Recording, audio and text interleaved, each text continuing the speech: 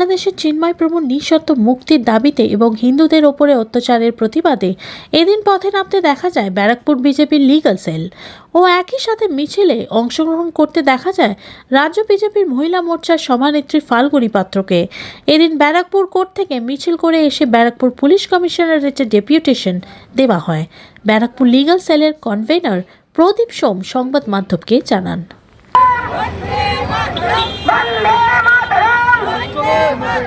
বাংলাদেশে কৃষ্ণ মহারাজকে গ্রেপ্তার করা হলো কেন? বাংলাদেশ প্রশাসন জবাব দাও। বাংলাদেশে কৃষ্ণ মহারাজকে গ্রেপ্তার করা হলো কার স্বার্থে? বাংলাদেশ সরকার জবাব দাও। অবিলম্বে চিন্ময় মহারাজকে মুক্তি দিতে হবে। অবিলম্বে চিন্ময় মহারাজকে মুক্তি দিতে হবে। ভারতের পতাকা অবমাননা করা হলো কেন? বাংলাদেশ সরকার জবাব দাও। ভারতের পতাকা পদদলিত হচ্ছে কেন? বাংলাদেশ সরকার জবাব দাও। তাই তো বলি মৌলবাদীরা হুঁশিয়ার, মৌলবাদীরা হুঁশিয়ার। হিন্দুত্ব রক্ষার তাগিদে ব্যারাকপুর বিজেপি লিগ্যাল সেল রাজপথে মৌলবাদীরা হুঁশিয়ার। অবিলম্বে চিন্ময় মহারাজকে মুক্তি দিতে হবে।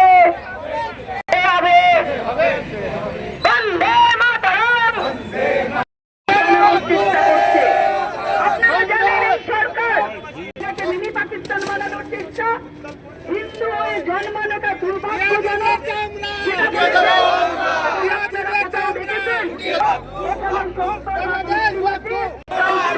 পশ্চিম বাংলাদেশ বানানোর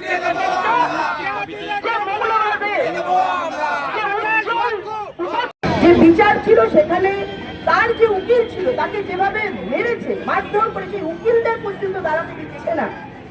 এই অত্যাচারের বিরুদ্ধে আজকে ব্যারাকপুর লয়ার সেলের পক্ষ থেকে তারা প্রতিবাদ এখানে জানিয়েছে, তারা এখানে উপস্থিত হয়েছে। তাদের প্রত্যেককে আমরা গৈরিক অভিনন্দন জানাই। আমরা দেখতে পাচ্ছি যে বাংলাদেশে কোনো মানুষ মুখ খুলতে পারছে না। যারা সেকুলারবাদী তারাও মুখ খুলতে পারছে না, হিন্দুরাও মুখ খুলতে পারছে না। যেই হিন্দুদের পক্ষে বা কোনো মিছিল করছে তার বিরুদ্ধেই আন্দোলন হচ্ছে, ওরা তাকে হুমকি দিচ্ছে এবং বাংলাদেশ সরকার তাদের বিরুদ্ধে মিথ্যা মামলা জড়িয়ে তাদেরকে অ্যারেস্ট করে রাখছে অন্যায়ভাবে। চিন্ময় কৃষ্ণ স্বামীর যে আইনজীবী যিনি ওনার পাশে ছিলেন, যাকে মেরে ফেলা হয়েছে, ওরাই মেরেছে। এবং শুধু তাই নয়, গত ডেটে চিন্ময় কৃষ্ণ স্বামীর পক্ষে 70 জন আইনজীবী দাঁড়িয়েছিলেন, তাদেরকে প্রত্যেকের বিরুদ্ধে ইউনিট সরকার মামলা করেছে অন্যায়ভাবে। বাংলাদেশ যে হিন্দুদের উপর যেভাবে ক্রমান্বয়ে আক্রমণ চলছে এবং হিন্দু মা বোনদের উপর যেভাবে অত্যাচার করছে সকল মৌলবাদীরা, আমরা আর চুপ থাকতে পারছি না। এমনকি ওই ঘটনার পর্যায়ক্রমে আমাদের একজন আইনজীবীও মারা গেছে। আমাদের দায়বদ্ধতা আছে, আমাদের মৌলিক অধিকার আছে। আমরা সেই জন্যই আজকে আমরা পথে নেমেছি, বিচারের দাবিতে, ন্যায়ের দাবিতে এবং ধর্ম রক্ষার তাগিদে, হিন্দুত্ব রক্ষার তাগিদে আজকে আমরা সমস্ত আইনজীবীরা পথে নেমেছি। আমরা আজকেরই সিপি সাহেবকে আমরা ডেপুটেশন দেব, সিপি সাহেবের পরে আমরা ডিএমকে দেব, ডিএমের পরে আমরা বাংলাদেশ হাইকমিশনে যাব।